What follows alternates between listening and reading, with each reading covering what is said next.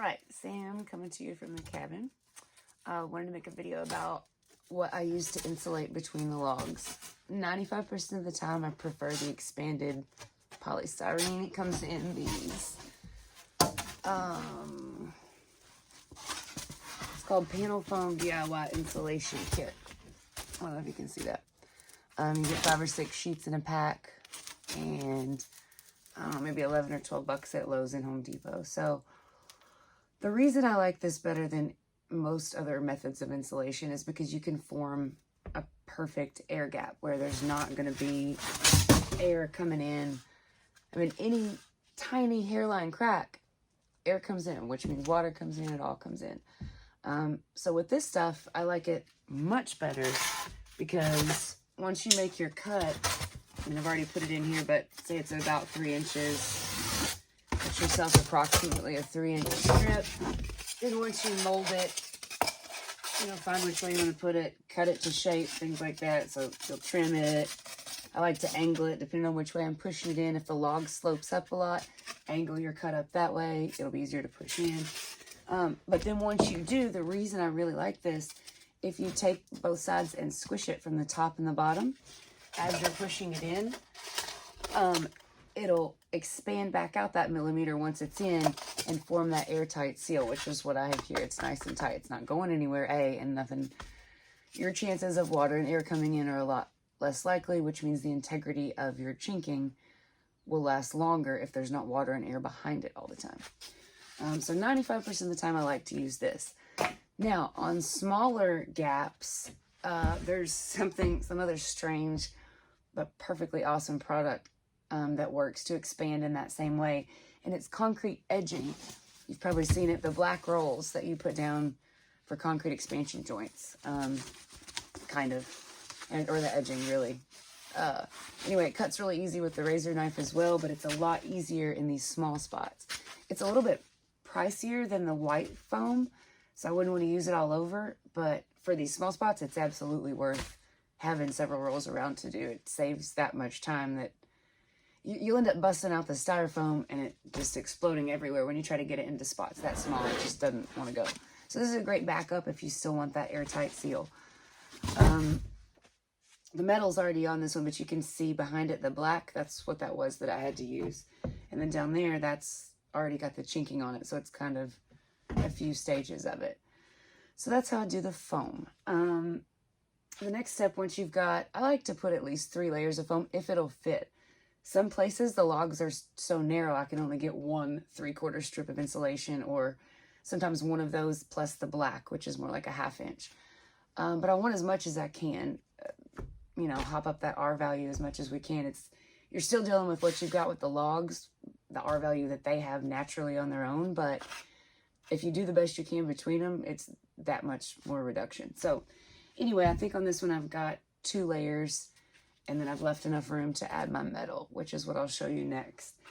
So the metal comes in giant sheets, like 8 foot by, I don't know, I guess they're probably 4 foot. Awkward, heavy, they're not fun, but they're what you need to use behind the chinking to hold it upright.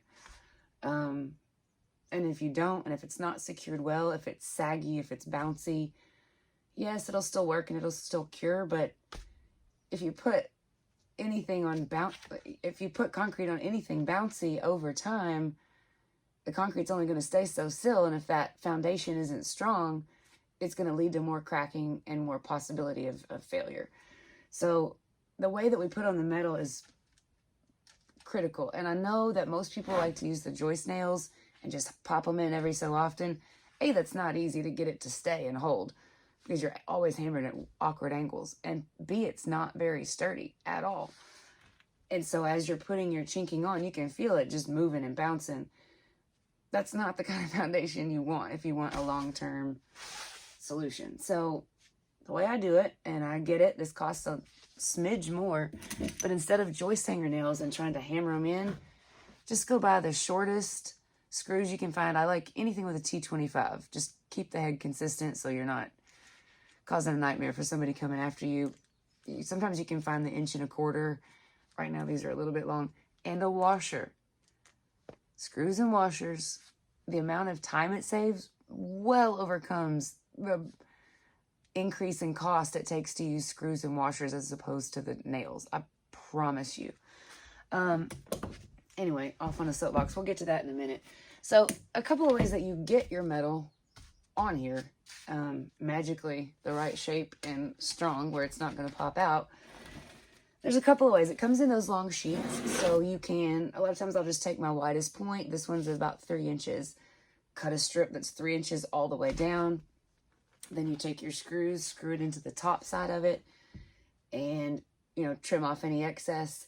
And then on the bottom, on the exterior, I do put more screws and washers just to keep it more strong. On the interior, you can absolutely use a staple gun and pop the, that's what I did in here, and pop the staples along the bottom. It holds it plenty sturdy enough. Anything that's not super exposed to the wind. Now outside, I use screws and washers top and bottom. It just made me feel better.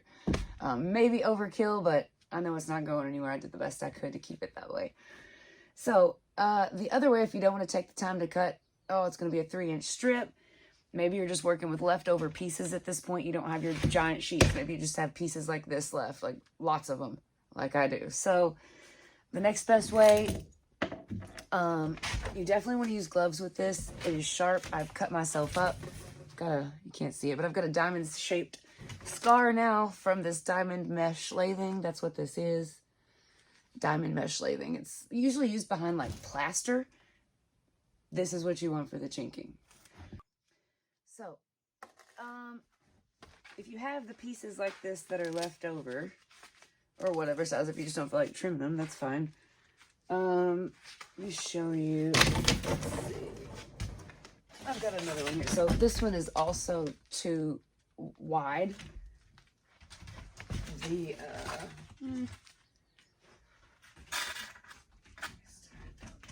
So the best way, so once you get your top, sometimes you have to trim the top to contour it if it's a weird log and it goes up and down.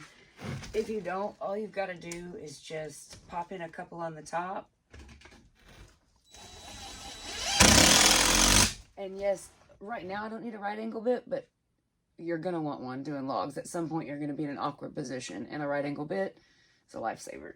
Anyway, so once you get a couple of those on through here that are sturdy, then you go back with your snips, trim it off at the right level, clip, clip, clip. Then you would take your stapler and pop that bottom down.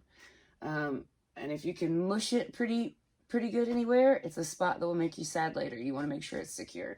So that's my best advice. Overkill is worth it in this situation just to make sure it's sturdy. All right, next step, chinking.